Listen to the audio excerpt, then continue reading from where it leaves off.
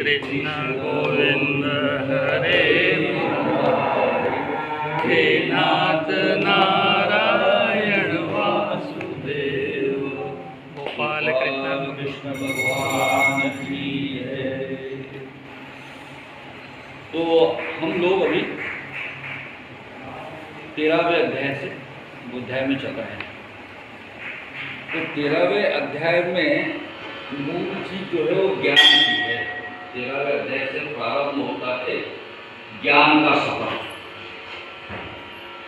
तो वो ज्ञान के सफर में जाने के पहले मैंने ऐसा सोचा क्यों ना हम थोड़ा सिंहावलोकन कर रहे।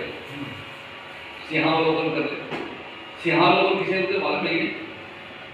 सिंहावलोकन कहते हैं शेर जो है चलते चलते पीछे कभी पलट के ऐसा उसके देखता है, पीछे पलट के ऐसे उसके पीछे पलट कर देखने को सिंहावलोकन कहते हैं। तो हम लोग थोड़ा सिंहावलोकन कर रहे हैं। हम पिछले 1.5 साल से शायद तो कार्यक्रम कर रहे हैं हम लोग। तो 1.5 साल से हमने थोड़ा जो हमने सुना, क्योंकि यहाँ जितने लोग हैं वो मेरे ख्याल में मैक्सिमम वो लोग हैं जो 1.5 साल से रेगुलर आते हैं, समझे कि नहीं। तो क्यों ना हम लोग ये समझ ले। आज संजय जी भी हैं इधर है। नहीं संजय जी वो इनका भी नाम संजय है। हाँ इनका भी नाम संजय जी है ना। ये दोनों भी दोनों भी एक महाभारत से और एक रामायण से। अच्छा है सही बात है। तो ऐसा है कि संजय जी ने पिछले बार एक सवाल पूछा था, उनको जवाब मिला कि नहीं मिला वो मेरे दिमाग में आ जाते थे। तो उन्होंने मुझे अपरा परा प्रवृत्ति के बारे में पूछा था उन्होंने कि फिर से एक बार आप समझाओ बोले हमको अपरा और परा प्रवृत्ति क्या है। आज वो है भी, लेकिन मुझे वजह से मेरे दिमाग में ऐसा आ गया था कि क्यों न हम लोग एक बार समझ ले फिर से, है ना, कि हमने क्या क्या सीखा। तो कुछ सवाल मैंने एक बार बोला था कि एक आध बार आऊँगा तो आपको सवाल भी पूछूँ और आपके जवाब दूँगा, क्योंकि हमेशा मैं आपको बोलता हूँ सवाल पूछो तो एक आध बार आप पूछते हो, एक आध बार पूछते भी नहीं आप सवाल, है ना। तो सवाल मैं भी पूछूंगा अभी, हरकत नहीं ना, कोई हरकत। हाँ सवाल ये है कि अब ये जो अपने इतना भगवद गीता पढ़ रहे हैं हम लोग, तो भगवद गीता का अर्थ है, पिछली बार मैंने आप नहीं थे शायद, पिछली बार मेरे तो मैंने वो मोबाइल के बारे में बताया था, आपको याद है। मोबाइल के बारे में बताया, आपको याद नहीं होगा, अब आप थे नहीं तो आपको पता नहीं चला। तो मैंने ये सांख्य योग बताते बताते मैंने वो मोबाइल का उदाहरण बताया था कि जैसे मोबाइल के अंदर में मोबाइल बनता है, उसका मैनुअल भी आता है। मैनुअल भी पढ़ता है क्या? नहीं। अपने जीवन का मैनुअल गीता है, पढ़ते कहाँ हैं? जैसे उस मैनुअल को नहीं पढ़ते इलेक्ट्रॉनिक, तो इस मैनुअल को भी नहीं पढ़ते हम लोग। अच्छा उसमें सांख्य योग है, तो सांख्य योग मतलब क्या, मैनुअल के अंदर में जैसे वो पार्ट्स के नाम होते हैं ना, पार्ट्स के नाम होते हैं, वैसे अपने आप पार्ट्स के नाम जो है गीता में सांख्य योग में बताया। बच्चे भगवान गुलाम जी आए थे, संजय जी के आगे ओ देख लिया उन्होंने कि आप याद कर रहे हो। तो वो जो मोबाइल का पार्ट रहते हैं, मोबाइल के पार्ट के जैसे वो सांख्य योग में बताया कि सांख्य योग 25 तत्व का है। कुछ लोग जो अलग अलग संप्रदाय के उन्होंने उसमें 36 भी जोड़े हैं। ज्ञानेश्वरी में 36 है, इच्छा संगात, इच्छा द्वेष, संगात, चैतन्य, धुति, इतना सब मिला के 36 बताते हैं, 11 एडिशनल करते हैं। और कर्मेंद्रिय के भी कर्म अलग से गिनते हैं। सांख्य योग में कर्मेंद्रिय के चलना फिरना उठना बैठना इसको तत्व में नहीं माना गया सांख्य योग में, लेकिन सांख्य योग को जो ये करते हैं उनको मानते हैं। तो मैंने ये बोला था कि वो पहले पार्ट के अंदर में सारे पार्ट है, पार्ट के नाम है अपने शरीर के, और 6 अध्याय तक के उस मोबाइल को कैसे यूज़ करना, इस मोबाइल को कैसे यूज़ करना, इसका पूरा ज्ञान है। मतलब आसन, प्राणायाम, प्रत्याहार, धारणा, समाधि, इंद्रियों का शम दम, ये सारी चीज़ें इसके अंदर में दी हुई है, लेकिन पढ़ते नहीं हम लोग। तो उसका फंक्शन वो है और भक्ति योग क्या है कि हमने उस मोबाइल को कैसे यूज करना चाहिए, वो मोबाइल का, वो भक्ति योग में आ जाता है। और ज्ञान योग क्या है, मोबाइल बना कैसे, उसके अंदर में सर्किट कौन से है, ऐप कौन से है, आप कैसे डेवलप करते हैं, ऐप को उसके अंदर में कैसे डाला जाता है, कैसे आप ओपन करते हो, ये सारा जो गणित करने वाले लोग रहते हैं ना, वो ये ज्ञान योग के साथ में जुड़ते हैं। वो ज्ञान योग है, अपने शरीर का पूरा डिजाइन कैसा है, इसको पूरा डिटेल से समझाने का काम ज्ञान योग में आता है।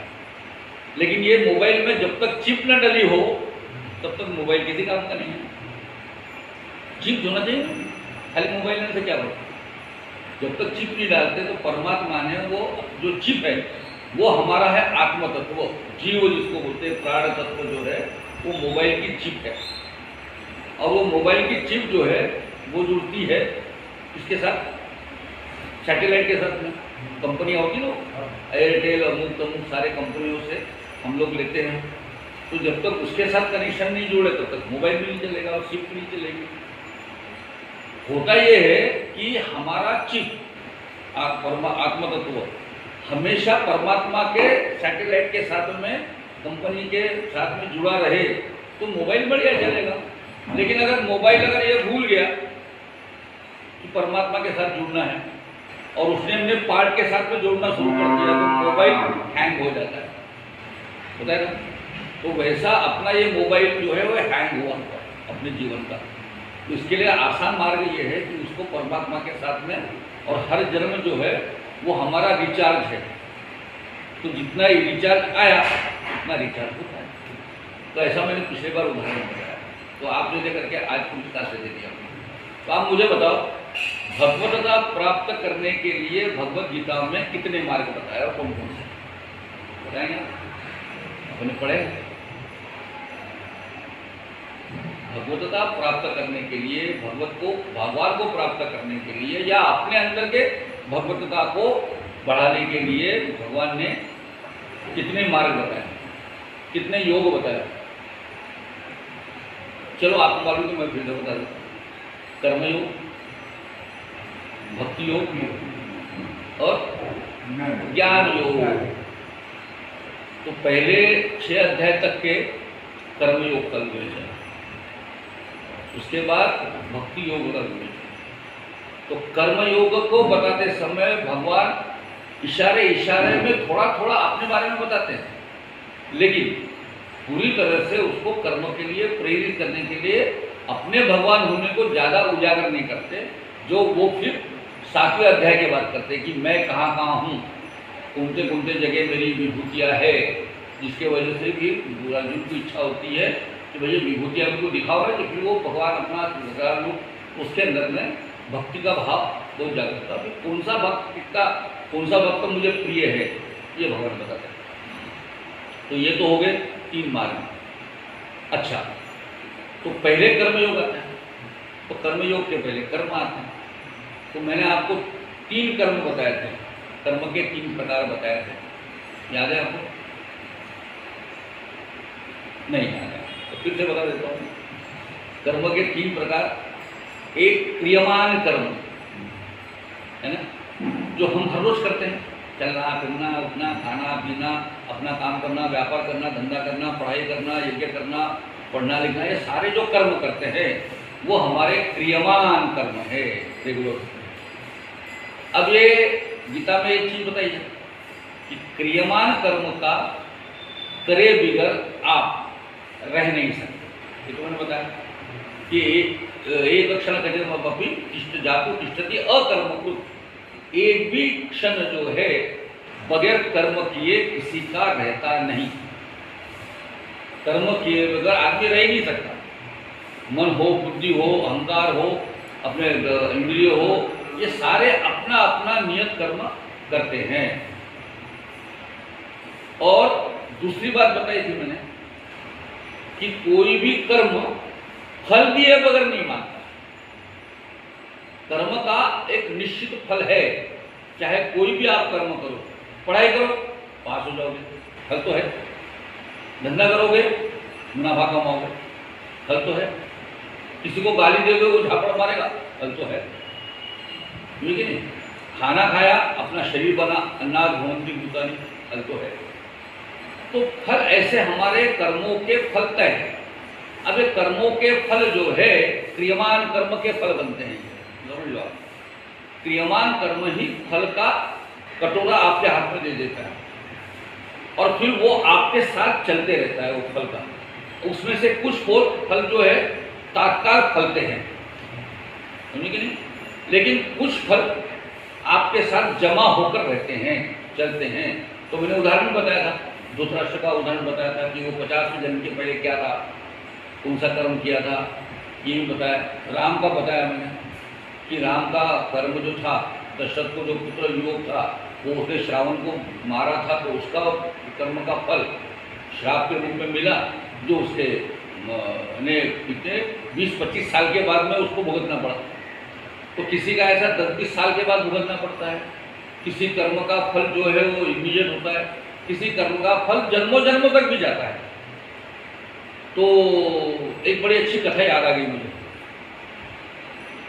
कि वो एक सच्ची घटना है, लेकिन बहुत पुरानी घटना, अंग्रेजों के काल की है, कहीं पढ़ने में आ गई। एक अहमदाबाद में एक जज हुआ करते थे, आपको बताया देगा पता है? अहमदाबाद में एक जज हुआ करते थे। अब इकलौते जज तो वो सब क्रिमिनल सिविल सब मैटर को संभालते थे। अब जमाने में ज़्यादा जज भी नहीं होते थे। तो एक न्यायाधीश थे, वो सुबह सुबह मॉर्निंग वॉक करने के लिए निकले, नहा धोकर मंदिर जाऊंगा करके आया। तो सुबह सुबह पहट में एक आदमी भागता हुआ दिखा मुझे होता है, बहुत हड़बड़ा है, ये भाग क्यों रहा है? उसके पीछे दूसरा आदमी चक्कू लेके भाग रहा है। तो भागते भागते थोड़ा दूर निकल गया, उसने देख लिया इस आदमी का, वो आदमी को भी देखा उन्होंने भागता मारने वाले को भी। और उसने उसके सामने बहुत दूर जाने के बाद उसके सामने वो चक्कू मारने वाले ने उसके पेट में चक्कू भोंक दिया और वो मर गया। जज ने देखा, लेकिन सोचा तो बोले इसकी केस तो मेरे सामने ही आएगी और मैं तो साक्षीदार हूँ। लेकिन क्या है, जज विटनेस, क्योंकि एक ही जज थे, इसलिए जज पुलिस में रिपोर्ट करके विटनेस में नहीं जा सकते थे, एफआईआर उनके नाम से दर्ज नहीं हो सकता था, क्योंकि उनके सामने केस आने वाली है। तो वो खामोश है। और कुछ दिन के बाद में पुलिस ने पूरी इंक्वायरी की, पकड़ सारे सबूत जमा किए और जज के सामने अपने सबूत पेश किए। और जज ने देखा कि जिस व्यक्ति को इन्होंने मर्डर करके या हत्यारा करके मेरे सामने लाया है वो नहीं है जिसने खून किया है। भाई तो ये हड़बड़ा गया, तो यार ये तो नहीं है वो। लेकिन सबूत इतने अकाट्य थे, खतरनाक, पूरा सबूत करने वाले कि ये खूनी है। वो सबूत के बिना पे तो देखा कि सबूत के बिना पे तो मैं इसको सजा दिए बगैर रह नहीं सकता, क्योंकि कानून का हाथ बंधा हुआ है, कानून के तहत हूँ मैं।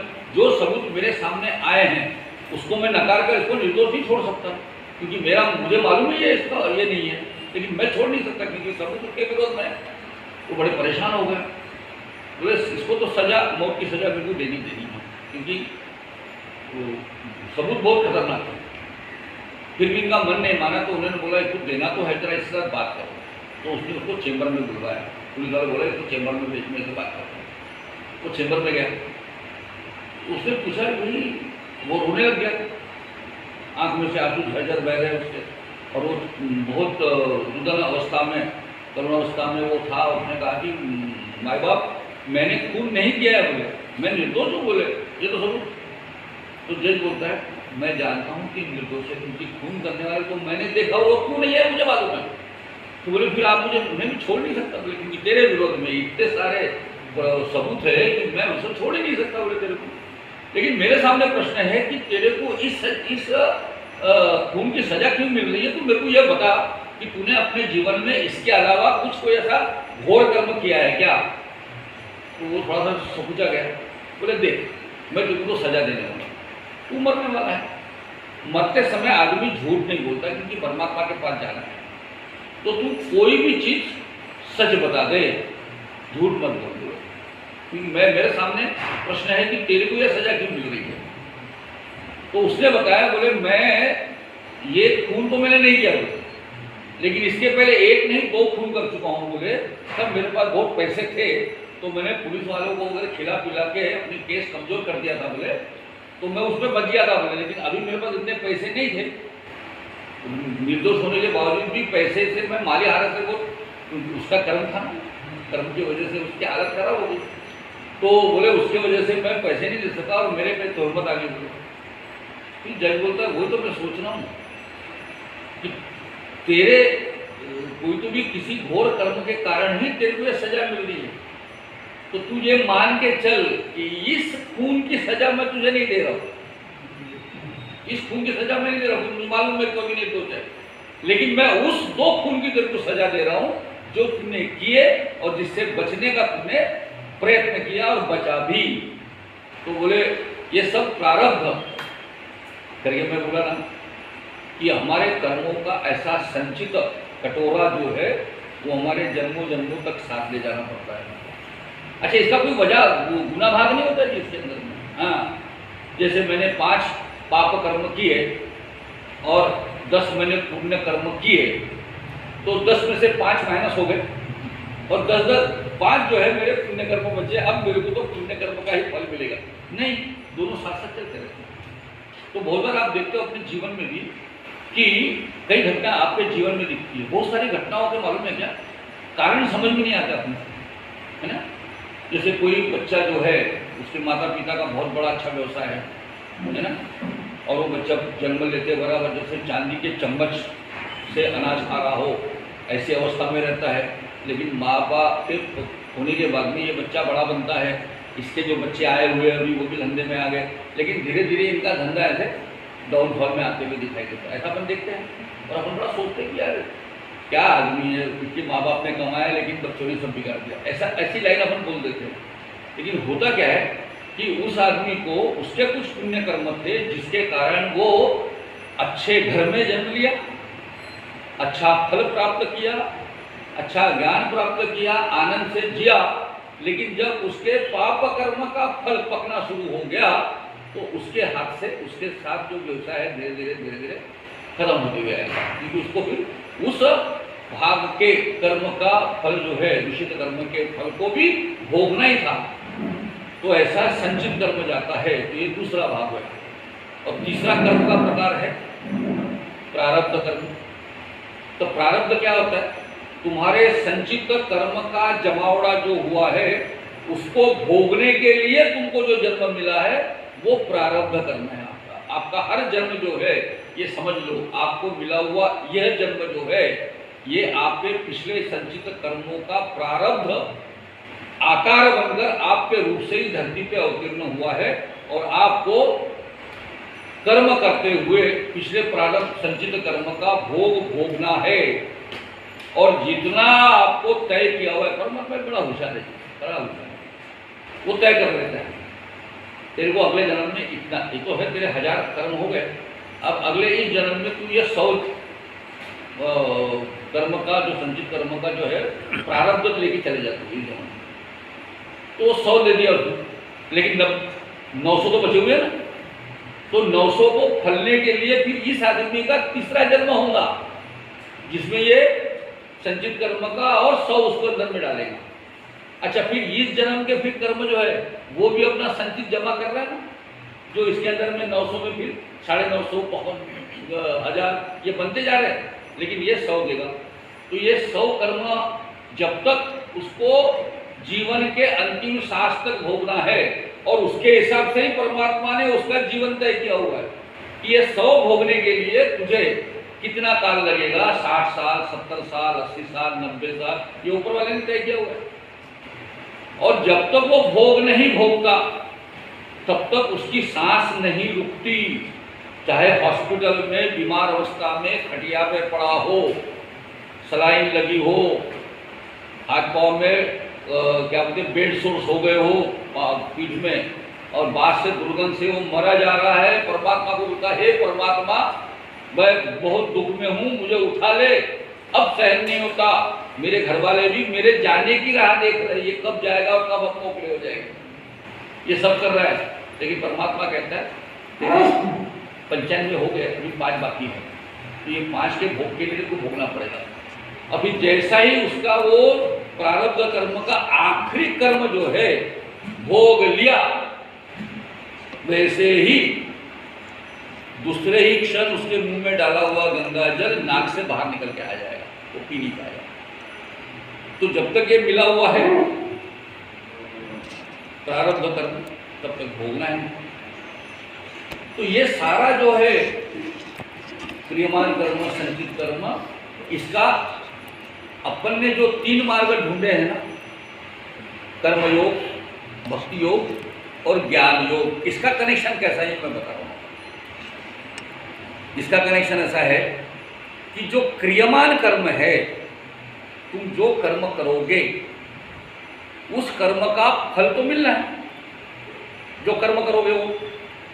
लेकिन वो सारे कर्म जो आप अपने लिए करते हो, अपने अहंकार के लिए करते हो, अपनी इच्छा के कारण करते हो, अपने इंद्रिय भोग की आसक्ति के कारण करते हो, उसके सारे कर्म बंधन में बनते हैं फल देने के लिए। लेकिन वो सारे कर्म जो है वो किसी दूसरे के लिए किए हुए हो, निष्काम भाव से, जिसपे मुझे मेरा कोई स्वार्थ नहीं है, मैं मेरे अपने लिए कुछ भी नहीं कर रहा हूँ। तो मैं जैसे कोई व्यापारी है, कोई परचून की दुकान, जिसको अपन किराना बोलते हैं, बड़ी मजा है। परचून की दुकान होती है, परचून नाम की कोई चीज़ ही नहीं रहती उसके अंदर, है अजीब बात है। किराने की दुकान है, एक पाव किराना देना, बोल सकते हो उसको, बड़ा अजीब शब्द है ये परचून की दुकान, किराने की दुकान। वो किराने की दुकान में किराना नहीं मिलता। तो खैर, वो परचून की दुकान में काम करने वाला जो मालक है, जिसकी दुकान है, वो इस बात के लिए उसने दुकान लगाया है कि मेरे मोहल्ले में जो लोग हैं उनको बड़े मार्केट में जाकर माल खरीदने के लिए जाना है, तकलीफ हो रही है, तो उनकी तकलीफ को बचाने के लिए इसने अपना दुकान लगाया, बराबर। तो इसके अंदर भाव होता है कि अपने मोहल्ले के लोगों को तकलीफ नहीं होनी चाहिए, ये भाव है।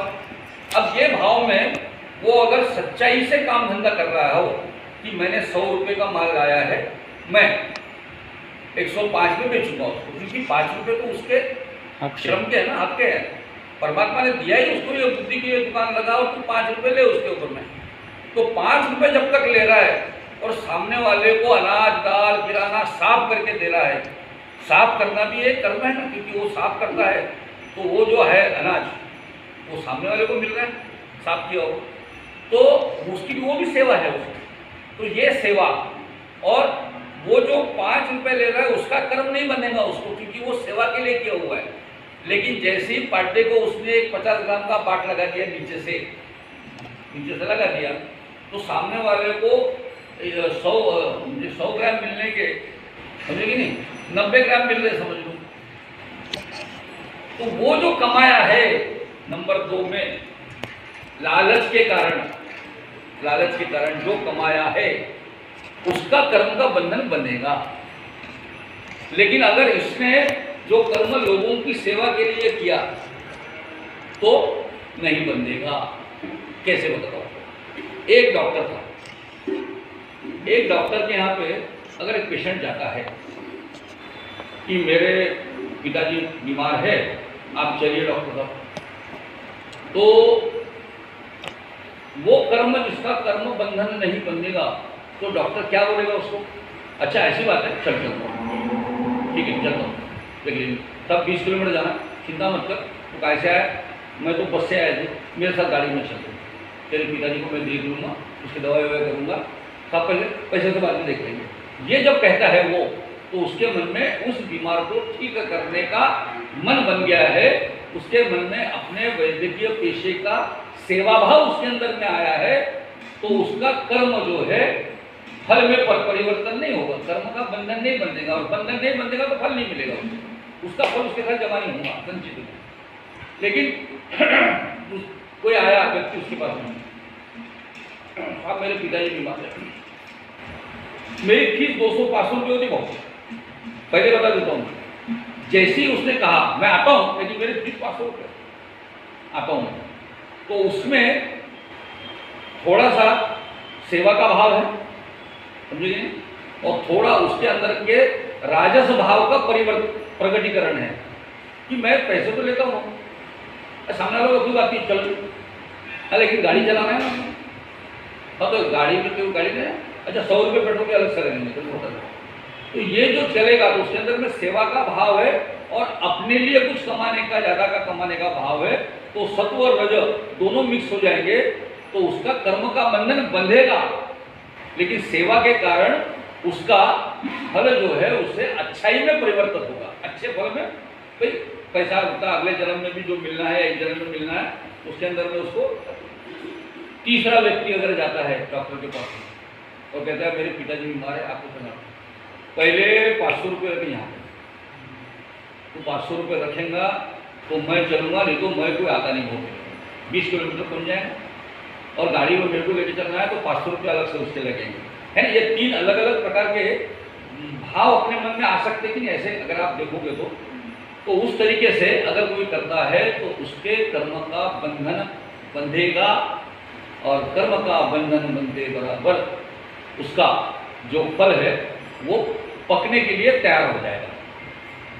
तो ये 3 अलग अलग प्रकार के जो कर्म हैं इसके आधार पर हमारा फल होता है, लेकिन कौन से कर्म का फल नहीं बनता आपको पता है?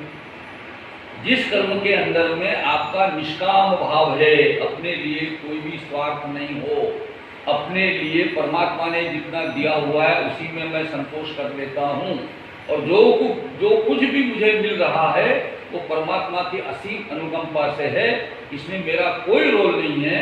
ये जितना भाव हमारे मन में आएगा उतना भाव हमें कर्म के फल से दूर रखेगा, समझे कि नहीं? तो क्रियमान कर्म के अंदर में जो फल बनते हैं उसको फल बनने ही नहीं देना, ये काम कर्मयोग में आएगा, समझे कि नहीं? कर्मयोग का मार्ग अनुसरण करेंगे तो आपके अंदर में कर्म का फल नहीं बंधेगा, तो इसलिए वो संचित में जमा नहीं होगा, समझे कि नहीं? तो संचित में अगर ज्यादा पाप कर्म का फल नहीं बनता तो अगले जन्म में आप और अच्छे घर में जाएंगे, जीवन भर आप ऐश करोगे, आपका मान मरातब सब बढ़ेगा। तो मैंने बोला जैसे अभी अमिताभ बच्चन, तो मैंने बोला अमिताभ बच्चन कम से कम ये उसका जन्म 12वां 15वां होना चाहिए, तभी तो इसका सम्मान मिल रहा है ना। उसको बचपन में कष्ट भोगा ना, उसको लोगों ने तो अपने फिल्मों में लेने से मना कर दिया था, एक जगह नौकरी करते थे अमिताभ बच्चन, आज क्या महानायक बोला जाता है। तो बचपन में कष्ट सहे उसने, क्योंकि कुछ पाप कर्म थे जिसके फल उसके इस जीवन में भोगने थे जो बचे थे। बहुत लोगों के तो आखिरी के जो बचे हुए भोग है ना, मोक्ष में जाने के लिए कुछ कर्म के भोग, जैसे ज्ञानेश्वर माउली का कथा हम लोग पढ़ते हैं कि आखिरी में उनको बचपन में कितने भोग भोगने पड़े थे। माता पिता मर गए, आत्महत्या कर ली उन्होंने नदी में डूबकर, उसके बाद लोगों ने उसको उपेक्षा की, उल्टी से देखा, उन्होंने यानी भिक्षाटन करते हुए चल रहे थे, तो भीख में भी उनको वो सब चीज़ नहीं है ना, कष्ट। लेकिन आज क्या है, आज वो उनका भोग कर मोक्ष को गए, और आज हम उनका चरित्र पढ़ते हैं और अपने जीवन में उसका आदर्श। और 9वें और 10वें साल में भगवद गीता का ज्ञानेश्वरी लिखने वाला, अमृतानंद को लिखने वाला, विरहणी लिखने वाला ज्ञानेश्वर माउली जो है का रूप अगर देखो तो ऐसा लगता है कि क्या है, आश्चर्य करने वाली बात। ऐसे बहुत सारे लोग हैं, छोटे छोटे बच्चे भी दिखाई देते हैं जिनको इस उम्र में, अभी तो मैं टीवी पे एक लड़का के दे रहा था, वो 6 साल का लड़का था और क्या गीता के ऊपर तो प्रवचन दे रहा था।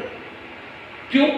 ये उसके पिछले कर्मों के भोग खत्म होते होते होते होते वो थोड़े से रह गए करके उसको भोगने के लिए उसको मानव जन्म मिला है, तो थोड़े से समय के लिए ही वो भोगने वाला है, बाकी खत्म हो गया उसका सारे भोग। तो वैसे क्रियमान कर्मों में हम लोग कर्मयोग के साथ में जुड़ेंगे, कर्मयोग के साथ में, कर्मयोग का जो भाव है ना उसके साथ जुड़ेंगे, तो हमारे संचित में हमारे पाप पुण्य के कर्म फल जो है वो ज्यादा लोड नहीं लेंगे, ट्रक भर नहीं आएंगे, हाथ ठेले के लायक आ जाएंगे। कुछ कर्म हमारे अनजाने से होते हैं, जैसे वैसे बताओ क्या, कुछ लोगों के कर्म बंधन बनते नहीं। कोई कर्म छोटा, जैसे छोटे बच्चे के कोई भी कर्म हो गया, उसने अपने बाप को गाल के तमाचा मार दिया, तो उस कर्म का बंधन नहीं बनेगा, क्योंकि कुछ कर्मों के बंधन, जैसे छोटे बच्चे के कर्म बंधन संचित कर्म में जमा नहीं होते, वैसे ही प्राणियों के जो कर्म हैं वो भी फल के रूप में जमा नहीं होते। देवों को भी कर्म करके उसके फल, क्योंकि देव की योनि भी भोग योनि है और जानवरों की योनि भी भोग योनि है, केवल मानव धर्म मिला हुआ है जिसको कर्म कर अपने आत्मा को उन्नत भाव में ले जाना, इतना हक जो केवल भगवान ने दिया हुआ है, करके भगवान ने करके कहते हैं ना, तो कर्मयोग उसके साथ जुड़ता है। और दूसरा भक्ति योग है। तो भक्ति योग में क्या होता है मालूम है क्या? जितने प्रारब्ध कर्म जो है, जो प्रारब्ध कर्म है, कोई कितना भी भक्त हो, संत नामदेव हो गए, संत एकनाथ तुकाराम हो गए, तुकाराम जी को भी तो उसके बम को फेंक दिया गया था। तो जितने पुण्य पुरुष होते, महात्मा होते, उनके प्रारब्ध कर्म जो है वो हर एक को भोगना ही है। लेकिन भक्ति योग का लाभ क्या है कि जो कर्म प्रारब्ध कर्म आपको मिले हुए हैं वो भोगने की शक्ति परमात्मा देता है। वो परमात्मा भी आपके साथ रहकर वो भोग को भोगता है, तो आपको उस भोग का कष्ट ज्यादा महसूस नहीं होता। भक्ति में तो नाम स्मरण करते रहो, पूजा पाठ करते रहो, कोई प्रॉब्लम नहीं। वैसे भी ब्रह्मा ने जब पहले बार सृष्टि बनाई थी तो उसने सब लोगों को शक्ति दे दी थी, सारे प्राणियों को एक साथ शक्ति दी उसने। उसका भी कोई भेदभाव नहीं है कि वो सारा शरीर, मन, बुद्धि, आत्मा, ये सारी चीज वो सब में डालता है। भाई कुत्ते में भी बुद्धि होती है ना, गाय में भी बुद्धि होती है ना। गाय नॉनवेज नहीं खाती और शेर घास नहीं खाता। उनको मालूम है ना कि जो चीज हमको खाने की है वो हम खाएंगे, जो नहीं खाना है नहीं खाएंगे। तो बुद्धि तो उनके अंदर में, मन भी उनके अंदर में है, समझे कि नहीं? हो सकता है अहंकार अपने को प्रतीत हो, लेकिन अहंकार भी उनके अंदर होगा। तो शरीर, मन, बुद्धि ये सारा देता है, आत्मा देता है परमात्मा। लेकिन वो सारे प्राणी जो जीवित हुए तो वो डेवलप होते गए, अपने अपने कर्म करते गए। फिर आपस में ईर्ष्या बढ़ी, क्रोध बढ़ा, आपस में झगड़ा जब हो गए, कुत्ते को मारने लगे, शेर आदमी को मारने लगे। ये सारा होने के बाद में परमात्मा बोले ये क्या कर रहे हैं? सारे आदमी भी पागल जैसे कर रहे हो। उन्हें जितने बचे सबको बुला लिया परमात्मा ने। बोले क्या कर रहे हो तुम, सब क्या कर रहे हो? आपस में मारकर करते तुमको मैं बोले अभी मैं वापस तो ले लिया, अब तुमको फिर से देना ही है जन्म। अब तुमको एक काम करता हूँ, बोले कि आदमियों को मैं विवेक देता हूँ। आदमी के अंदर में ही केवल विवेक दिया हुआ है। विवेक का मतलब क्या है? विवेक का मतलब जो सांख्य दर्शन है अपना, वो सांख्य दर्शन ये है। विवेक का मतलब ये है कि क्या सच है ये जानना, क्या सत्य है क्या असत्य है ये जानना। इसके लिए अपना जो है मार्ग दिया हुआ है विवेक का। इसलिए विवेक गाय भैंसों में नहीं होता। गाय भैंसों को, कुत्तों को थोड़ी मालूम रहता कि मैंने पॉटी करनी है, मल विसर्जन करना है, तो मैंने मंदिर में नहीं करना। जब कुत्ता अंदर आ सकता है और यहाँ गंदगी करके चला जाएगा, उसको थोड़ी ना मालूम है कि यहाँ गंदगी नहीं करना है। तो ऐसा कहाँ क्या नहीं करना, इसका भान जो है वो केवल आदमी के अंदर में होता है। अरे आपको कितनी भी भूख लगी होगी, कितने भी आपको मेहमान घर में आ गए और कितने भी आपके पास समय नहीं हुआ, लेकिन आप ऐसा नहीं कर सकते ना भैया कि मेहमान आ गया, तुम भी ड्राइंग रूम में बैठ, मेरे को नहाने जाना था लेकिन नहाने जाऊंगा तो तेरे से बात नहीं होगी, ऐसा करता हूँ मैं ड्राइंग रूम में नहाना शुरू कर देता हूँ। ऐसा कोई करेगा क्या? क्योंकि उसको तो बाथरूम में जाना है। कोई भी कितना भी भूख लगे तो कमरे में बैठ के खाना नहीं खाएगा ना। तो हर एक चीज़ का कौन सा चीज़ कहाँ क्या नहीं करना, किससे क्या बोलना, किससे क्या नहीं बोलना। और जिसको जो इसको समझता नहीं उसको अपन बेवकूफ़ बोलते। कितना बेवकूफ़ है, किसके सामने क्या बोलना समझ में नहीं आता। कोई प्रोफेसर बोलते ना हम लोग, बहुत बार तो ये 60-70 उम्र के बाद में जो बहुत ही सठिया जाते हैं, उनको सठिया क्यों जाते हैं? क्योंकि वो उनको ये मालूम नहीं था किसके सामने क्या बोलना। उम्र के बाद ध्यान नहीं रहता, भुलक्कड़ हो जाता है। तो ये सारी चीज़ें जो होती है ना, ये उसके अंदर में थी। तो बोले मैं तुमको विवेक देता हूँ, ठीक है जी। तो विवेक देके भेजा उन्होंने और कहा, परमात्मा ने कहा कि देखो भाई अपने जीवन में करना। और उन्होंने पंचयज्ञ बताए हैं, पंचयज्ञ बताए। तो पंचयज्ञ क्यों बताया कि तुम्हें मिला हुआ प्रारब्ध के कारण मिला हुआ जन्म है, उसको सहजता से जीना है। तो 5 यज्ञ ध्यान रखें। कौन से? तो पहला है देव यज्ञ, पहला है देव यज्ञ। मुझे अपन देवों की पूजा करते हैं, गणेश जी की पूजा करते हैं, देवी की पूजा करते हैं, महादेव की पूजा करते हैं, मंदिर में जाते हैं, आरती करते हैं, पूजन करते हैं, यज्ञ करते हैं, घर में सत्यनारायण की कथा करते हैं, है ना, लघु रुद्र, महारुद्र। तो ये जो करते हैं ये भी यज्ञ है। मतलब यज्ञ तो ये ना माना जाए कि वेदी बनी हुई है, उसके अंदर में लोग आजू बाजू बैठे हुए हैं, अग्नि पड़ी है तो स्वाहा करते हुए हम लोग आहुति डाल रहे हैं, यानी यज्ञ हो गया, ऐसा नहीं है।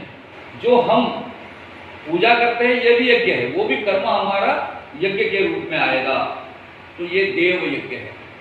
दूसरा पितृयज्ञ, जैसे अभी ये भाद्रपद चल रहा है ना, पितृपक्ष चल रहा है, तो अपने पितरों के मामले में हमने उनके लिए थाली देना चाहिए, ताकि उसको हमारे पितर जो है, क्योंकि हमारे एक तो पक्का है कि हमारे अगर हमारे बाप दादा को जानने का प्रयत्न किए तो आमतौर पर दादा और परदादा के बाद हमको नहीं मालूम होता कि हमारे परदादा का दादा का नाम क्या है।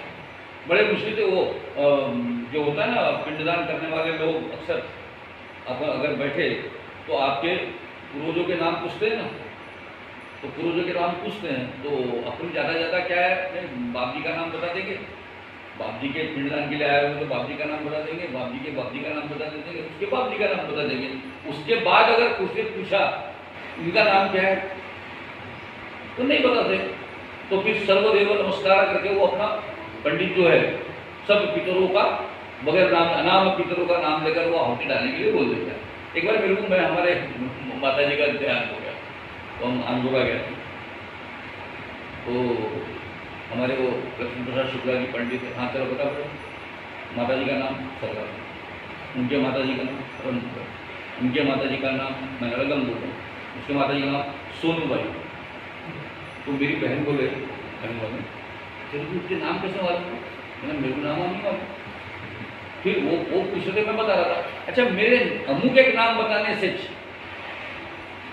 फर्क नहीं पड़ेगा ना, मैंने बोला, क्योंकि जो भी कुछ नाम होगा समझे कि नहीं, वो नाम तो उसके मृत्यु के बाद खत्म हो गया, तो बॉडी बन गई थी ना, नाम तो खत्म हो गया, तो अपन उनको उस देह को थोड़ी याद कर रहे हैं, आत्मा को याद कर रहे थे। ऐसा मैंने अपने हिसाब से समझा दिया मेरी बहन को, लेकिन मैं क्या करता, भगवान पूछ रहा था, मैं चुप नहीं बोल पा रहा था, मैंने बता दिया। फिर मैंने बोला, मैं तो उसको स्मरण कर रहा था, मेरी ग्रैंड मदर की माँ कैसी होगी उसको मैं स्मरण कर रहा था, उसकी माँ कैसी होगी ऐसे मैं कल्पना में स्मरण कर रहा था। मैंने बोला जो स्मरण में था उसको मैंने नाम दे दिया, स्मरण तो उन्हीं के माता जी का कर रहा था, किसी और की माता जी का कर ही नहीं रहा था। तो ऐसा अपने पितरों के मामले में, और पितर का भी देखो एक बात तो क्या, हमारे अंदर में भी हमारे आप में से कोई होम्योपैथिक दवाई वगैरह बताया क्या? होम्योपैथी जानते हो? होम्योपैथी की दवाई जो बनती है ना, वो दवाई अपने पितरों के अपने अंदर में आने के प्रक्रिया के समान है। जैसे एक अल्कोहल में एक दवाई का बूंद डाले तो एक होगा, अब एक डालने के बाद उसको हलाते हैं, उसमें से फिर एक निकालते हैं, तो उसके अंदर में एक का मुझे एक के साथ 100 मिला लिया अल्कोहल, तो एक 100 हो गया, उसमें से एक मिला है, एक निकाल दिया तो उसका एक भाग हो गया, क्योंकि वो उसका एक दवाई का जो अंश है तो इसमें क्या आया हुआ है, इसके अंदर में फिर मिला देते, उसके अंदर में फिर अंश आता ही है। तो ऐसा जितना सूक्ष्मतर अंश दवाई में आता है उतनी ज़्यादा पोटेंसी की दवाई होम्योपैथी में मानी जाती है। तो वैसे भी हमारे अंदर में भी हमारे पूर्वजों का ही DNA है ना, क्योंकि हमारे पिताजी का तेज हमारे अंदर में है, तो पिताजी के अंदर में उनके पिताजी का जो तेज था उस तेज का भी एक हिस्सा मेरे अंदर में आया, उनके पिताजी का भी जो तेज हमारे दादा के अंदर में था, दादा के में से जो पिताजी में आया तो पिताजी के साथ मेरे में आया, तो उसका भी ऐसा है। तो कहते हैं उसके बारे में अलग अलग विचार वाले अलग अलग पीढ़ियों के बारे में बताते, कोई 7 पीढ़ी का बताते, कोई 8 पीढ़ी का बताते, कोई 15 पीढ़ी का बताते। मराठी में तो शब्द है 42 पीढ़ियाचा उद्धार केला, 42 पीढ़ी के बारे में बताते। इसका मतलब क्या है कि 42वीं पीढ़ी तक के वो पहले आदमी का 42वें आदमी का पीढ़ी का वो अंश मेरे अंदर में है। हाँ, मेरे बाद 43 में वो पहले वाले का नहीं होगा, लेकिन उसके बाद वाले का उसमें है। 42 पीढ़ी का हिसाब अगर करो तो हमारे पितरों का भी हमारे अंदर में, तो हम जो पूजन करते हैं श्राद्ध करते हैं वो हमारे अंदर में जो पितरों का वास है उनकी स्मरण करते हुए, तो उसका फायदा क्या मालूम है? जब हमारे इतने सारे ये संस्कार है हमारे अंदर, हम अपने पितरों को याद करते हैं तभी तो हम घर में माता पिता की प्रतिष्ठा इज्जत करते हैं। तो जो लोग अपने माता पिता की प्रतिष्ठा नहीं करते, समझे कि वो उनके फोर फादर जो है, पितर जो है, वो नाराज हो जाते हैं, फिर उनके जीवन में कष्ट होते हैं, फिर उनका वो जो कुंडली में काल सर्प योग आ जाता है। क्यों? तो काला सर्प योग का मतलब है तुम्हारे पितर जो है वो नाराज है, इसलिए तुम्हारे जन्म में काला सर्प योग आ गया, फिर वो त्र्यंबकेश्वर जाना पड़ता जी काल सर्प योग की शांति करने के लिए। फिर अगर आपका अगर मान लो वो ज़्यादा कठिन होगा, बहुत ही ज़्यादा पितर आपसे नाराज होंगे, गुस्से में होंगे, तो फिर नारायण नाग बलि करना पड़ता है ना 3 दिन का वहाँ पे त्र्यंबकेश्वर में। और हिंदुस्तान में ऐसी बहुत जगह है जहाँ पे ये होता है। तो इसलिए पितरों को सम्मान देने के लिए एक पितृ यज्ञ बोला जाता है। तो वो कर्म भी हमारा भली पूजा होगा लेकिन वो कर्म है। वैसे देव यज्ञ हो गया, पितृ हो गया, भूत यज्ञ।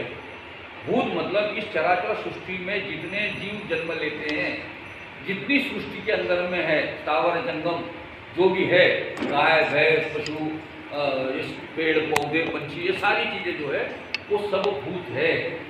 तो उसका भी कर्म हम लोग करते हैं। कौन सा कर्म करते हैं? अपने खाने में से गाय के लिए रोटी निकालने के लिए ढूंढते हैं हम लोग। आजकल बड़ा मुश्किल हो गया शहर के अंदर में गाय वगैरह दिखना, लेकिन फिर भी अपने खाने में से गाय के लिए होता है, कुत्ते के लिए रोटी निकालते हैं हम लोग, चिड़िया के लिए बाहर में पानी और ये कहते हैं कबूतरों को दाना देने का कार्यक्रम बहुत जगह होता है। तो ये सारी चीज़ें हैं। इतना ही नहीं, पेड़ों को पानी देना भी, वो पेड़ों को दिया हुआ पानी भी तो अन्न है ना पेड़ का, तो उसको जो पानी डालते हैं इसलिए कि हरा हो, हे पेड़ ये तुझे मैं अन्न प्रदान कर रहा हूँ, इस भावना से वो पेड़ को पानी देना चाहिए। लेकिन इस भावना के साथ देना चाहिए तो पेड़ों के लिए वो अन्न हो जाता है। नहीं तो पानी फेंक दिया, गंदा पानी, बाथरूम का साफ किया हुआ पानी है, वो पेड़ में डाल दिया, तो वो अन्न नहीं है जी, उससे नाराज हो जाएंगे वो। तो इन सारे भूतों को चिंता करना और उनके अन्न की चिंता करना करके तो बोलते हैं भगवान ने सब एक दूसरे के पूरक बनाए हैं। भगवान ने देखो चिमनी को चोंच दिया तो चोंच के लायक खाना भी उसको बताया, चींटी को भी खाना जो है वो दिया, कीड़े को भी खाना दिया। हम लोग कभी कभी कीड़े मकोड़े खा लेते हैं म्यांमार में वगैरह, और फिर दफन होता है तो वो कीड़े भी हमको खा लेते हैं। तो हम कभी कीड़ों को हम खाते हैं, कभी कीड़े हमको खा लेते हैं। तो ये एक दूसरे के सप्लीमेंट्री है। परमात्मा ने बड़ा सप्लीमेंट्री व्यवस्था करके रखी है। इसके लिए तू, तेरे लिए वो, उसके लिए वो, उसके लिए वो, सब एक दूसरे के लिए बना के रखे हैं। तो ऐसे सब लोगों की चिंता करना और उसके लिए खाना अन्न जो है प्रदान करना जो है वो करना, तो इसमें जो इसको कहते हैं भूत यज्ञ। और चौथा जो है वो ज्ञाति समष्टि योग। तो हम हमारे मित्र परिवार यार दोस्त समझे कि नहीं, इसकी चिंता करें, अपने जो परिवार के लोग चिंता करें, भाई हमारा भाई जो है समझे कि नहीं वो परेशान है धंधे के लिए, तो उसको मदद करनी चाहिए। भले उसको पता लगे ना लगे लेकिन मदद करनी चाहिए। तो उसको मदद करने के लिए हम लोग जाते हैं, तो वो भी एक यज्ञ है। लेकिन बेटा पढ़ाई करता है समाज के अंदर, उसके पढ़ाई के लिए सारे साधन मैं मुहैया करता हूँ, ट्यूशन है, ये है, वो है, किसलिए करते हैं हम लोग कि वो पढ़कर बड़ा अच्छा बने। तो ये भी हमारा बेटे के लिए क्या फर्ज है। माँ बाप की फिक्र करता है बुढ़ापे में उसकी बेटा, तो माँ बाप की फिक्र करना ये बेटे का कर्म है, और बेटे का कर्म स्वीकारना ये माँ बाप का अधिकार है। ये समझ लो, ये उसका अधिकार है और आपका कर्म है।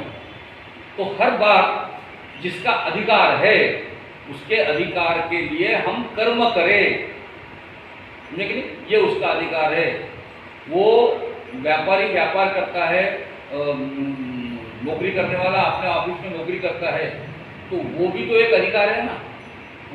तहसीलदार बोले यार पटवारी ने उसको जो काम दिया हुआ है, जिसमें उसको वेतन मिलता है, उसमें उसने काम करना, ये उसका अधिकार है। और उसका काम मेरे लिए हो, ये मेरा अधिकार है। अभी तो गवर्नमेंट ने वो सनद है, सेवा की सनद करके आया, अभी सेवा का अधिकार, इसका कानून बना रहे। देखो कितनी अजीब बात है कि तुम्हारा अधिकार तुमको मिले, इसके लिए भी कानून बनाना पड़ रहा है। सहज भाव से नहीं हो रहा है, जबकि होना तो ये सहज भाव है। वो पटवारी का काम ही है कि आने के बाद मैं 7/12 का उतारा और तुम्हारा नाम चढ़ा आऊँगा तो बगैर किसी उम्मीद के, बगैर किसी लालच के, बगैर किसी प्रलोभन के उसने करना चाहिए। होता है क्या? नहीं होता। बगैर 10-20 रुपये दिए तुम्हारा 7/12 भी नहीं देता भैया। लेकिन तो उसका कर्म जो है वो कर्म रह जाता है जिसका फल उसको मिला है। लेकिन जो आदमी ऐसी लोगों की सेवा करता है, अगर कोई ऐसा लोग है, मतलब ऐसा भी समझने का कारण नहीं है कि दुनिया के अंदर में बहुत ही खराब है, भले 10% क्यों न हो, अच्छाइयाँ आज भी बची हुई है। अपने को काम करते करते ऐसे लोग मिल जाते हैं जी, जो अपने लिए कुछ करते हैं और अपने मन में कोई उपकार का भाव नहीं रखते या लालच का विषय नहीं रखते। ऐसे भी लोग हैं तो जिनके वजह से ये स्थिति चल रही है। तो ऐसे सारे समाज, ज्ञाति बांधव समाज के लिए जो काम करता है, जैसे मैंने जब उदाहरण बताया ना कि एक व्यापारी दुकान लगाता है, वो सेवा का भाव है, तो वो भी उसका यज्ञ जो है, उसने दुकान एक मोहल्ले में लगाई ताकि उस मोहल्ले के लोगों को साधन हो।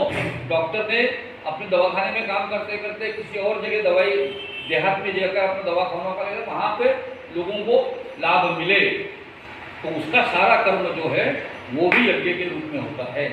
तो ये चौथा यज्ञ है। अब चौथा यज्ञ के बाद में पांचवा यज्ञ ब्रह्मदेव ने बताया सब लोगों को, वो है ब्रह्म यज्ञ। अब ब्रह्म यज्ञ मतलब क्या है? केवल ब्रह्म की पूजा नहीं, ब्रह्म को जानने का प्रयत्न करना, जिसके लिए हमारे पास किताबें हैं, जिसके लिए हमारे पास में ज्ञान देने वाले गुरु है। तो गुरु से प्राप्त करो, किताबों का अध्ययन करो, चिंतन करो, मनन करो। ये सारा किसके लिए करो? कि सृष्टि को चलाने वाली शक्ति है क्या? कौन मेरे अंदर में बैठा हुआ है? मैं कौन हूँ? वो हम। तो अंदर से आवाज आएंगी, सोहम तू ही है। तो ये कोहम को मतलब मैं कौन हूँ ये जानना, और पूरी सृष्टि के अंदर में जो तत्व है उसको जानना। इसके लिए जो भी को आप कर्म करोगे वो कर्म होगा ब्रह्म यज्ञ। ऐसे 5 यज्ञ बताकर आपको अपने जीवन में व्यवहार करना है, तो आपका जीवन ठीक रहेगा, ऐसा ब्रह्मदेव ने बताया। उसके वजह से ये सारे अपन लोग समाज में चल रहे हैं। अब इसका फायदा क्या है? इसका फायदा ये है कि एक तो आपको संचित कर्म जो जमा हुए हैं, तो अपने मन में भक्ति का भाव अगर है तो संचित कर्मों को सहन करने की और उसकी तीव्रता को कम करने की सारी व्यवस्था जो है वो समाज के अंदर में पैदा होती है। तो वो जो कर्म है वो हम लोगों ने करना चाहिए। तो ऐसे 5 यज्ञ के साथ में अगर हम लोग जाएं तो वो होता है यज्ञ। इसका फायदा क्या है? इसका फायदा है संचित कर्म के बाद जो प्रारब्ध कर्म के कारण हमें जो यह जन्म प्राप्त हुआ है, यह जन्म तो तय है, लेकिन वो ज्ञान योग का जो है ना, ज्ञान योग बताया, तीसरा कर्मयोग बताया मैंने, भक्ति योग बताया। कर्मयोग में संचित कर्म जमा होने की तीव्रता कम हो जाती है, कम से कम संचित में अपने कर्मफल जमा होते हैं। अगर हम लोग कर्मयोगी बने या निष्काम कर्मयोगी बने, बगैर किसी आसक्ति के भावना से लालच से काम करें, तो हमारा कर्म नहीं रहता, योग बन जाता है। तो उससे हमारे संचित कर्म होते हैं।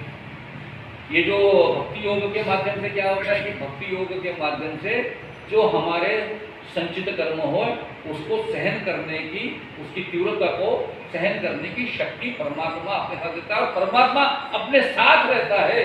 ताकि मुझे बड़ा एक है, वो अडवाणी जी की एक किताब है, कभी पढ़ना है, अडवाणी जी की किताब है माय लाइफ माय कंट्री, मेरा देश मेरा जीवन, ये इसकी कथा है, बड़ा अच्छा किताब है। उसके पढ़ने के ऊपर पिछले साइड में 2 कथाएं लिखी हुई है। उसमें ये कथा है कि एक आदमी हमेशा बात करता है कि परमात्मा मुझे मेरा साथ देता, हमारा परमात्मा।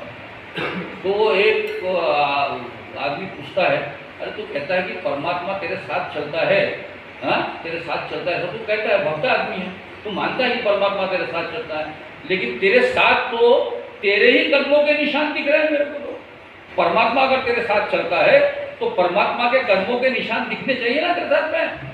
तो बोलता है जो निशान दिख रहे हैं वो परमात्मा के ही तो है, परमात्मा ने मुझे गोद में उठाया हुआ है और लेके चल रहा है, परमात्मा ने मुझे गोद में उठा के लेके चल रहा है, तो निशान तो उसी के। तो हमारे भक्ति मार्ग में हम जाएंगे तो परमात्मा हमको गोद में उठा के हमारे प्रारब्ध संचित कर्म के भोग को भोगने की शक्ति एडिशनल पैदा करता है। अब ज्ञान योग का क्या होता है? तो ज्ञान योग का फायदा ऐसा है कि हम जितना भगवान को जानने का प्रयत्न करेंगे उतना भगवान को, भगवत्ता की शक्ति अगर तुम्हारे पास में आती है तो आपके प्रारब्ध कर्म जो है, जिसके वजह से आपको जन्म मिला हुआ है, वो प्रारब्ध कर्म तुरंत ही समाप्त हो जाते हैं। ये ज्ञान योग का फायदा है। यानी आपको सहन करने की आवश्यकता नहीं है। आपने परमात्मा के स्वरूप को जाना, एग्जैक्टली परमात्मा क्या है ये समझ लिया, और परमात्मा का और प्रकृति का मामला, जड़ और चेतन का मामला कैसे है। जैसे आपको जो भी उदाहरण बताया ना मैंने, मोबाइल और सिम का उदाहरण बताया, जिस दिन हमको ये पता चल जाएगा कि मोबाइल अलग होता है और सिम अलग होता है, लेकिन सिम मोबाइल में डालने के बाद में ही वो मोबाइल काम के लायक बन जाता है, तो हम ये मानते हैं कि मेरा मोबाइल वर्क कर रहा है, इतने मेरा मोबाइल काम नहीं कर रहा है, मेरा मोबाइल बहुत बढ़िया है।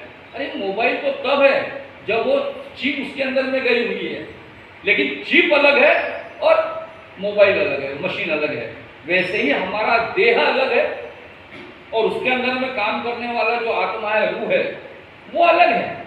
लेकिन हमारा मोह इस दुनिया के साथ ऐसा जुड़ा हुआ है कि हम उस आत्म तत्व को अलग से नहीं मानते, उसको शरीर का हिस्सा मानते हैं। और वो आत्म तत्व भी प्रकृति के गुणों से बद्ध होकर, प्रकृति के लहर में आकर, माया बड़ी दुष्कर, माया बड़ी ठगनी, ऐसा कहते हैं संत महात्मा कहते हैं, है ना, माया बड़ी ठग।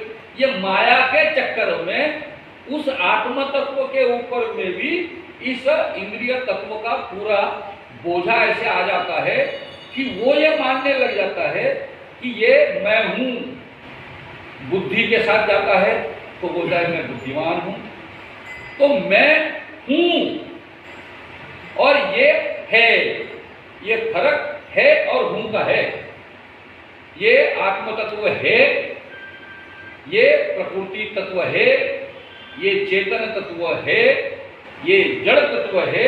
ऐसा है मानना जो है वो सांख्य योग बताता है, और ये है मानना जो है इसको बोलते हैं ज्ञान। और ये मैं हूं, बुद्धिमान हूं, धनवान हूं, ज्ञानवान हूं, ये मानना जो है, और ये मेरा परिवार है, ये मेरा घर है, ये मेरा भाई है, ये मेरा संसार है, ऐसा संसार को मेरा मानना और संसार में मैं अपने आप को मानना, ये अहंकार के साथ में और ममता के साथ में हमारे मन में जो द्वैत भाव आ जाता, अद्वैत भाव आ जाता, हम एक है, इसी भ्रम में आ जाता है। जिस दिन आप ये जान लेते हो कि प्रकृति अलग है, जड़त्व अलग है, चेतनत्व अलग है, और जिस समय आपका ये ज्ञान जैसा जैसा इसके लिए आवश्यक है, जरूरी नहीं है कि इसी एक जन्म में सब आइटम हो जाएंगे, नहीं, ये धीरे धीरे समझता है। इस जन्म में जैसे आप यहाँ साधक के रूप में बैठे हुए, तो इस जन्म में आप लोगों को थोड़ा सा भाव होगा, पढ़ने का इंटरेस्ट आ गया, सुनने का इंटरेस्ट आ गया, इसके बाद पढ़ने का इंटरेस्ट आएगा। आज भी मैं जैसे श्लोक पढ़ता हूँ तो बहुत कम लोगों के पास में, जैसे हमारे इनके पास में, आपके पास में किताब रहती है, पढ़ते हैं आप, तो जैसे धीरे धीरे पढ़ने का भी शौक जाता है। मुझे भागवत कथा, भागवत सप्ताह में भागवत कथा सुनने लोग जाते हैं, समझे कि नहीं। 50,000 लोग तो भंडारे में रहते जी महाप्रसाद के दिन, है ना, 50,000 लोग, बड़े मुश्किल से 500 लोग सुनने के अंदर में रहते थे, है ना। मुझे बड़ा आश्चर्य होता है कि 500 लोग जो रेगुलर है, उतने लोगों ने महाप्रसाद में आना चाहिए था, लेकिन महाप्रसाद में तो कहाँ से लोग आ जाते थे। मैंने देखो पूछा, मैंने इतने दिन का, अरे बहुत बिजी था, बोले मैं आज चला गया, आज तो खाली मुझे महाप्रसाद में भी उसको भगवान का कोई प्रेम नहीं, आज खाली और मैंने सुन लिया महाप्रसाद तो चला। और महाप्रसाद का तो ऐसा है कि न जाने कितने काम के लिए और कितने भगवान के लिए, न जाने मोहल्ले में कितने जगह अलग अलग लोग महाप्रसाद करते ना। तो कभी कभी लगता है कि वो महाप्रसाद का आयोजन करने वालों में भी वो भगवान के प्रति कितनी श्रद्धा होगी, शंका रखती है। मैं कितना धार्मिक हूँ और लोगों ने मेरे को कितना धार्मिक समझना चाहिए, ताकि मोहल्ले के अंदर मैं वार्ड में खड़ा रहूंगा तो सरपंच बन जाऊंगा, मेंबर बन जाऊंगा। इससे आगे नहीं रहता है। लोग मेरे को देखे और कहे यार कितना भाविक आदमी है, ये लोगों को जतलाने के लिए भी बहुत बार लोग जाते हैं कथा में, ऐसा मेरे को लगता है। मैं उन सब भागवत भक्तों को मैं आलोचना नहीं कर रहा हूँ, लेकिन मुझे कभी कभी दिखता है ऐसे लोगों में। अच्छा, मैं क्यों दिखता मालूम है क्या? एक जगह में भागवत कथा में गया, तो भागवत कथा में 4-5 लोग बाहर बैठे हुए। मैंने आदमी नहीं चल रही कथा चल रही, अरे तू जाता क्यों नहीं? अरे बहुत कठिन है, बोले बहुत बड़ी कथा होता है। वो आया क्यों है? नहीं, बहुत लोग आते हैं ना यहाँ मिल जाते हैं, बोले अपने यार दोस्त सब मिल जाते हैं। अजीब हो गए, भागवत कथा में आया इसलिए क्यों यार दोस्त, अरे यार दोस्तों को घर में जाके मिलना बात। तो कभी कभी लगता है कि केवल हम है, मैं हूँ भक्ति वाला, मैं हूँ ज्ञान वाला, ये हूँ के बताने के चक्कर में जो है वाला मामला है वो छूट जाता है। तो जैसे जैसे आप पढ़ते रहते हो, ज्ञान हासिल करते रहते हो, इस जन्म का अगले जन्म, अगले जन्म का अगले जन्म, अगले जन्म का अगले जन्म करते करते हमारे वो सारे जो जिस भी जन्म में आपने इस चीज को, इस स्वरूप को पहचान लिया, अपने आत्म तत्व को जान लिया, आत्म तत्व को पहचान लिया कि वो अलग है, और देह का शरीर का जो है वहां से भी आपके मन में इंद्रियों भोगों की इच्छा, काम वासना, इंद्रियों की इच्छा, लेकिन लालसा, अहंकार, द्वेष, ये धीरे धीरे धीरे धीरे खत्म होते हैं। फिर जैसे आपको पता ना, जैसे आप पूजा पाठ शुरू कर दो आप, लेकिन आप देखो सादा काम करो, अपने जीवन को नियमितता के साथ बांधने का प्रयत्न करो, तो आपके अंदर में कुछ गलत करने की इच्छा ही पैदा नहीं होगी। आप भक्ति भाव से मंदिर में आना जाना शुरू करो, तो आपके अंदर में किसी का नुकसान हो ऐसा झूठ बोलने की भी इच्छा नहीं होगी, क्योंकि वो भगवान के सामने हर रोज जाता हूँ ना मैं। कल मैंने 4 आदमी को झूठ बोल के बेवकूफ़ बनाया, तो मैं भगवान के सामने जाता हूँ और भक्ति का भाव मेरे अंदर में अगर जागृत होता है तो नहीं जा रहा, नहीं करना चाहिए, किसी के मन को ठेस नहीं पहुँचाना चाहिए। इतना तो आदमी कर लेता है, किसी के मन को ठेस पहुँचाने का काम नहीं करना चाहिए। इतना भी भाव मेरे मन में आया तो मैं अपने इस जन्म के अगले जन्म में, अच्छे जन्म में जाने के लिए अधिकारी बन जाता हूँ।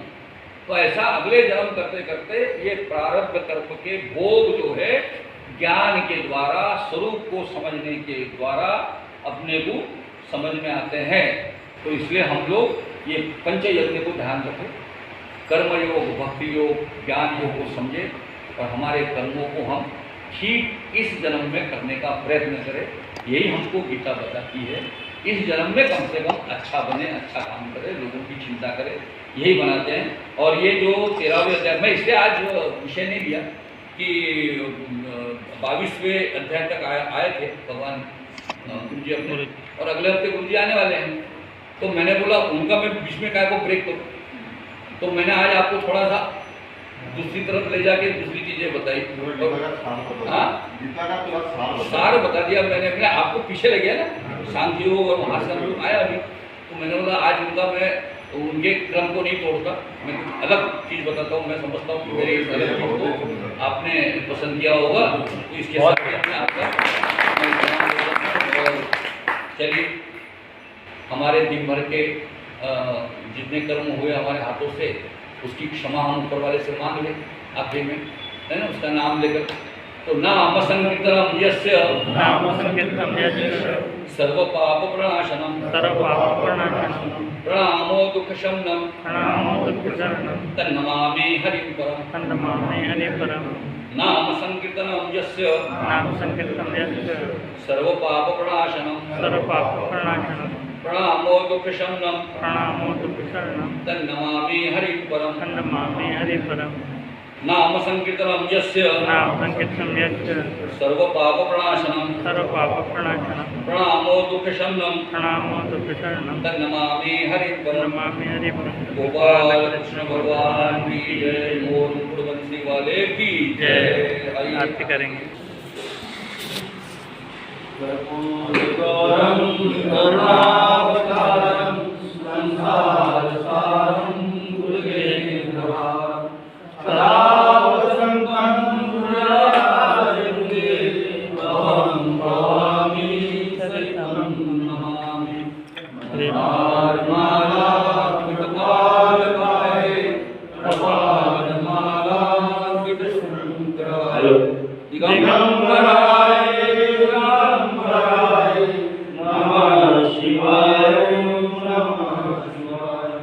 श्री भागवत भगवान की है आरती। की, पापियों को पाप से है तार।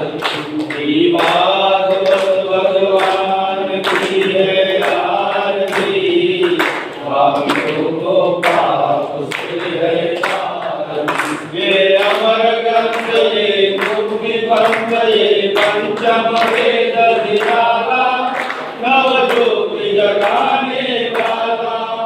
ये अमर ग्रंथ ये मुक्ति पंथ ये पंचम वेद निराला, नव ज्योति जगाने वाला।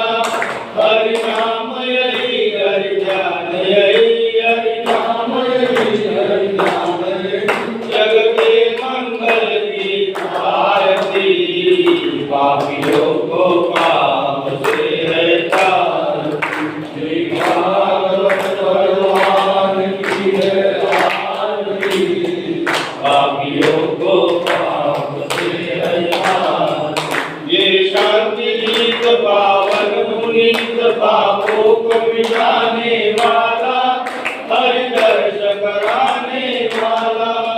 ये शांति गीत पावन पुनीत, पापों को मिटाने वाला, हरि दर्श कराने वाला। ये सुख करणी ये दुख हरणी, ये सुख करणी ये दुख हरणी। श्री मधुसूदन की आरती, पापियों को पाप से है तार। श्री भागवत भगवान की है आरती, पापियों को पाप से है तार। ये मधुर बोल जगबंध बोल, सतमार्ग बताने वाला, बिगड़ी को बनाने वाला। ये मधुर बोल जगबंध बोल, सतमार्ग बताने वाला, बिगड़ी को बनाने वाला। श्री राम यही घनश्याम यही, श्री राम यही घनश्याम यही। श्री प्रभु की महिमा की आरती, पापियों को पाप से है तार। श्री भागवत भगवान की है आरती, पापियों को पाप से है तार। कर्पूरगौरं दशावतारं संसारसारं भुजगेन्द्रं, सदा वसन्तं गिरिजावृन्दे भवं भवानी सहितं नमामि। भण्डारमाला कुलकालकाले प्रभातमाला श्रीशङ्कराय दिगम्बराय दिगम्बराय नमः शिवाय। त्वमेव माता पिता त्वमेव, त्वमेव बन्धुः सखा त्वमेव, त्वमेव विद्या द्रव्यं त्वमेव, त्वमेव सर्वं मम देव देव। गुरुर्ब्रह्मा गुरुर्विष्णु गुरुर्देवो महेश्वरः, गुरुर्साक्षात् परब्रह्म तस्मै श्री गुरुवे नमः। गोपाल कृष्ण भगवान की जय, गौर मुकुटवंशी वाले की जय, वृंदावन बिहारी लाल की जय, राजा रामचंद्र भगवान की जय, सभी भक्तों की जय, पूज्य गुरुदेव की जय, आज के आनंद की जय, गौ माता की जय।